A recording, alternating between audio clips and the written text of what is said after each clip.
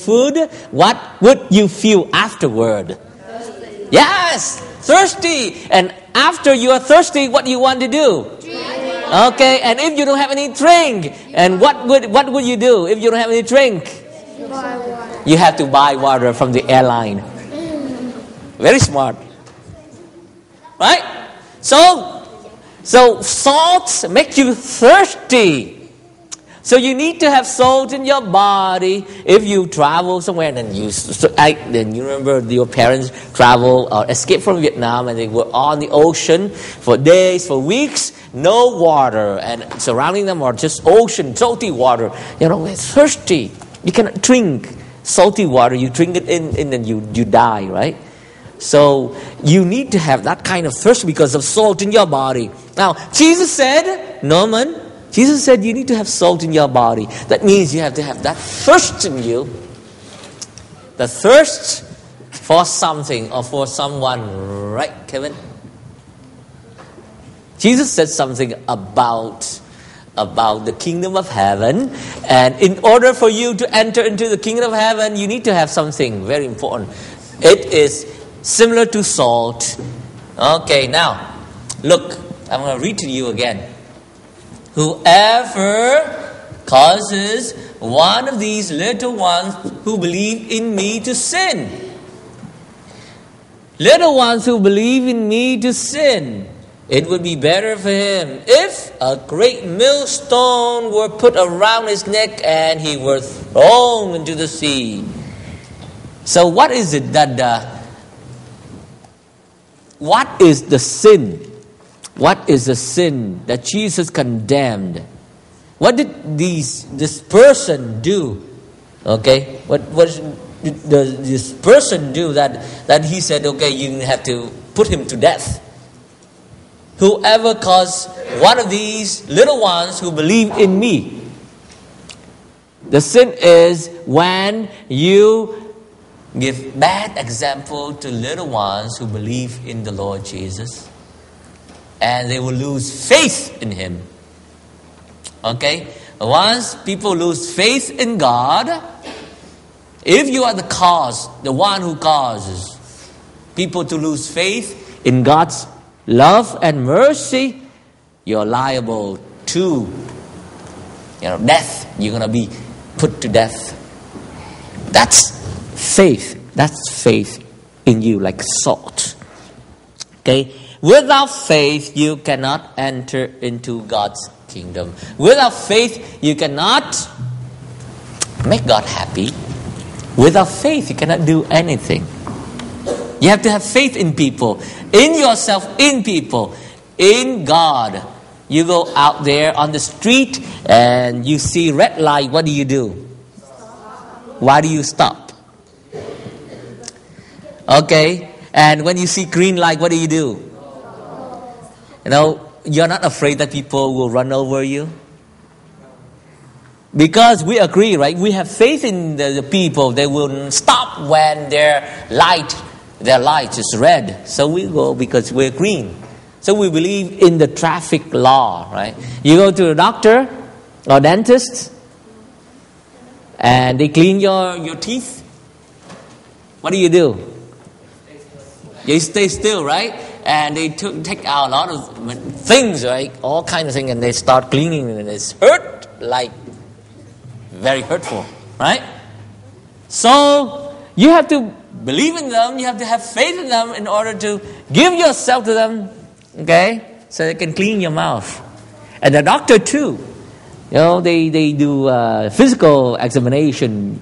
They check you up, see if you have sickness or disease. So you have to have faith in them.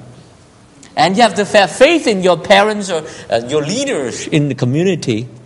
Without faith, you cannot do anything. You have to have faith in yourself, faith in other people, and most of all, faith in God. Okay? Once you lose faith, there's no way you can find meaning in life anymore. Okay? I was in Houston, going to... For such a long time, I don't go to the market or to shopping center. I went to Walmart. And I was getting some soap and detergent for laundry by myself, and I was standing there, and the boy who was on the counter, he was checking my stuff, and he was bickering. You know what bickering is? Whining. Oh, this is a terrible day. I said, why is it terrible day? And he said, okay, my manager, that woman, is keep giving trouble, keep coming back and all day long. He started losing. He wanted to quit the job on that day. He lost his faith in his work and he wanted the money, right? I think he was about 17 years old. And I told him, well, you cannot get mad or angry unless you allow yourself to get mad. Nobody can make you angry or mad unless you allow them to. And he said, oh, my uncle just told me that. My uncle just told me that. Now, listen. Nobody can make you sad or mad or angry or afraid unless you allow them to. When you allow them, you're going to lose your faith. You're going to lose your faith in yourself, lose your faith in other people, goodness, and especially you will lose your faith in God's mercy. Okay? Why don't you repeat that with me? Norman and everybody. Nobody, say it, nobody can make you mad or sad unless you allow them to. To what? To get mad or sad. No, you have to give them permission. Alright? Understand? So I told that boy, and he was so happy. He said, okay, my uncle just told me yesterday and I forgot. Now he's okay. So don't ever cause anybody to lose faith in themselves or in other people's goodness and God's mercy. However, you need to have that kind of soul of faith in you. So you always have that thirst for righteousness and that hunger for goodness and that trust in God's mercy. Keep salt in yourselves, and you will have peace with one another. Keep that faith, okay, in God, in the Lord Jesus. Him and Him alone, and you'll be okay. Okay? Let's say that again.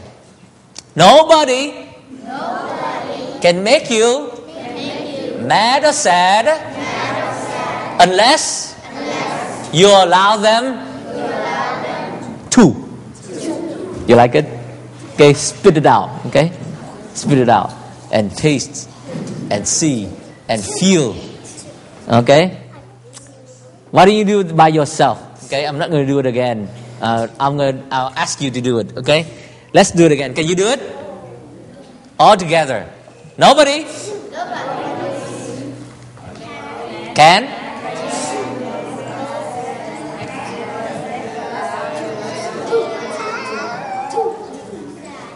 Nobody can make you what? Unless you allow them to. You need to have faith in yourself, in other people's goodness, and in God's mercy. Okay? You have to have what? Faith in what? In yourself and in other people's goodness and in God's mercy. Keep salt. The salted faith in yourself, and you will have peace with one another. Salve Regina, Mater Misericordiae.